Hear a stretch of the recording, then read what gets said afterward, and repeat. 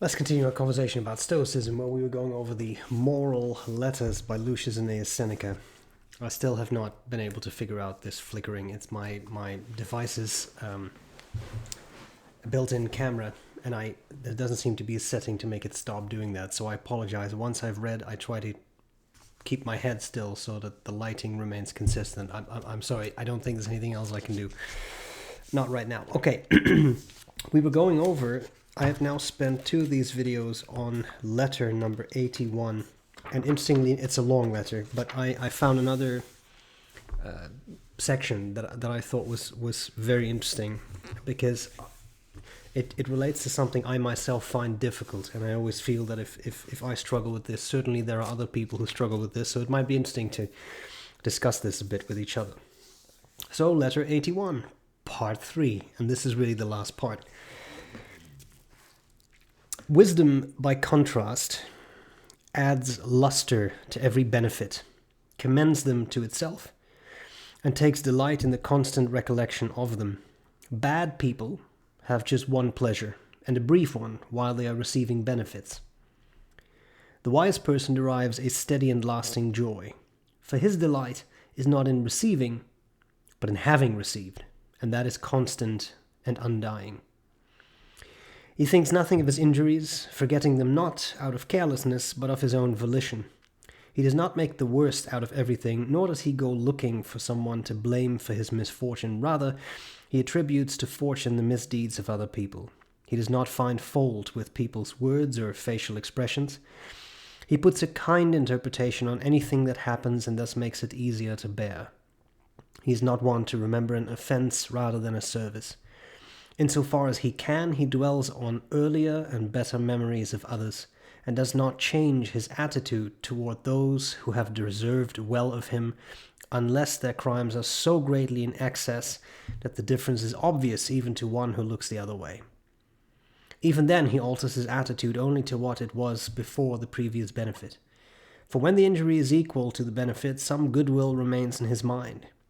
Just as a defendant is acquitted by a tie vote, and in every dubious case kindness inclines toward the better part, so, when good deeds are equal to the bad, the wise person ceases in his mind to be obliged, but does not stop wanting to be obliged. He is like those who still pay up after cancellation of debts. Well, there's a lot to go over here. So there are a couple of things I find very interesting.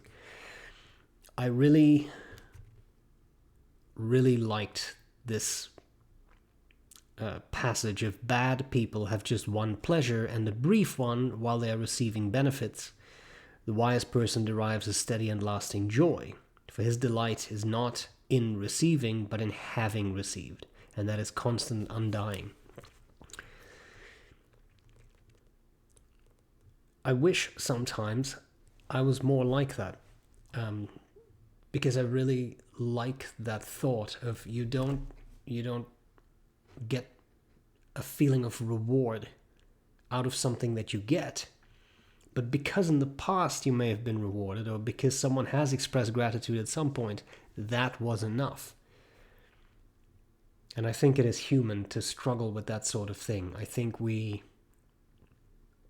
social creatures, and we're easily swayed by the power of someone being nice, saying something nice, and when people do that sort of stuff, when they express that gratitude or niceness or something like that, it has a strong impact on us, right?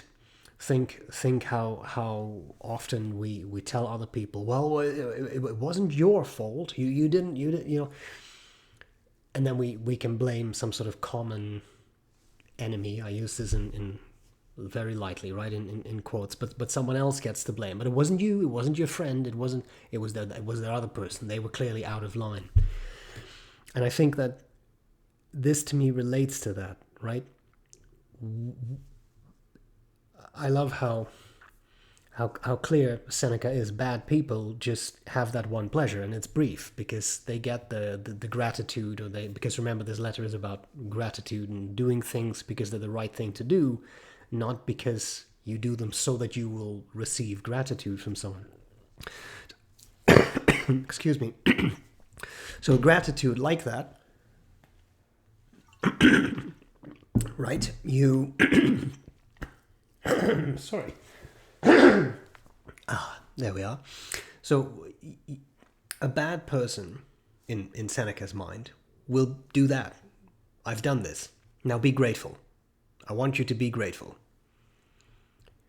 But what he says, and this is truly Stoic, is Marcus Aurelius comments on this, Epictetus comments on this. Instead, you do something, and it was the right thing to do, and that should be your reward. If someone chooses to express gratitude to you, well, that's on them, right? That's outside of your control. They get to do that if they so choose to do.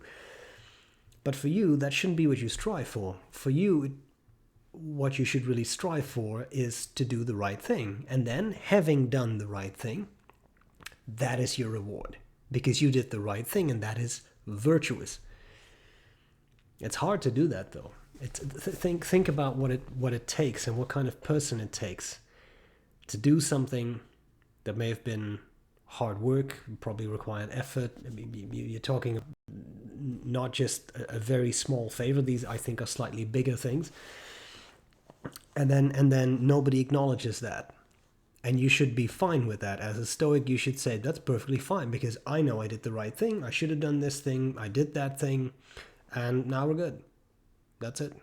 I don't expect anything else from anyone. And on purpose, I'm exaggerating a little bit, but think about how you would feel. You do something for a partner, a friend, a family member, whatever, and they say, okay. And then you're supposed to say, oh, yeah, that's no problem. Don't worry about it. I didn't expect any more gratitude. That's it.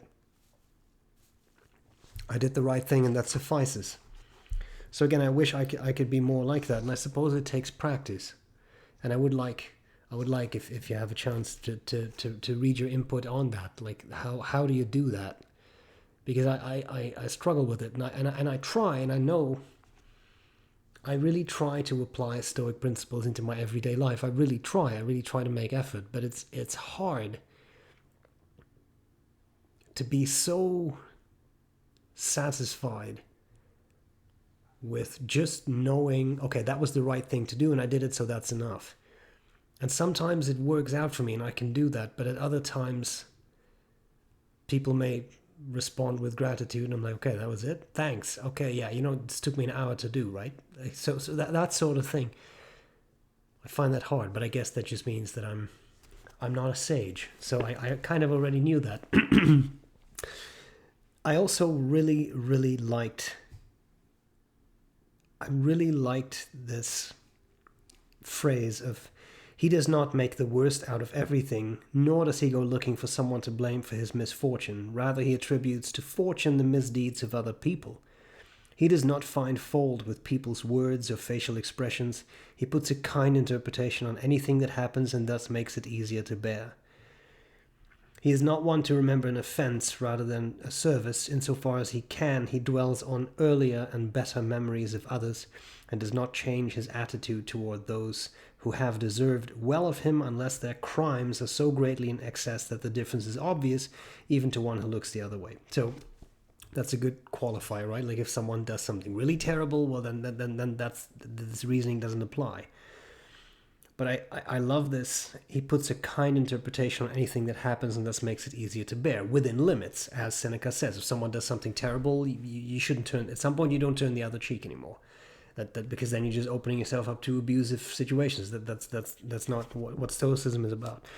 But here too, I wish I could do this all the time, and I can't. I know this. I can't. I can do it some of the time. It takes mental effort to see something. I always give this example just because this is YouTube, but I mean, seeing an unpleasant YouTube comment of someone who's really unpleasant, but some people get very personal, can get quite hurtful.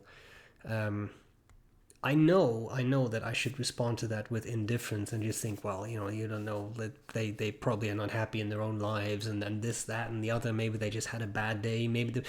I know all these things, and I will say more and more I find that I can do that.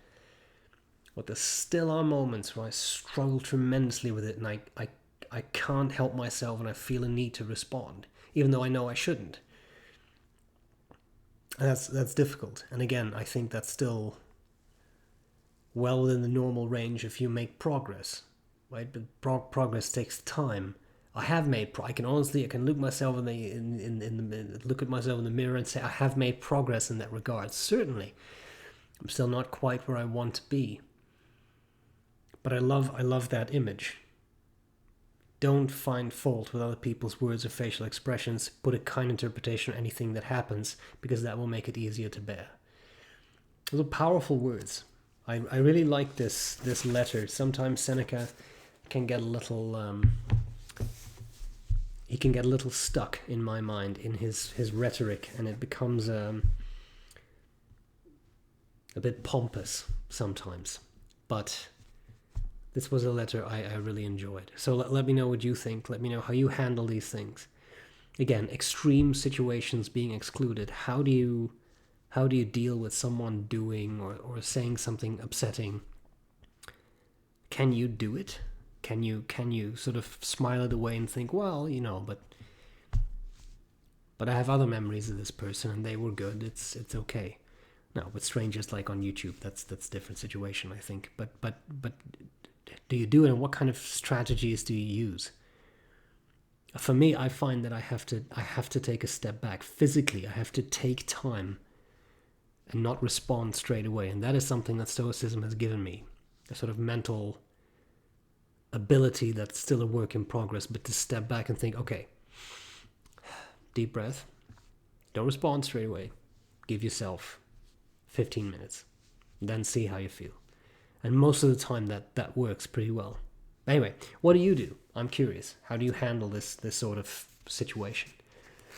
I hope this was interesting, and I'll gladly see you next week for more talk about Stoicism.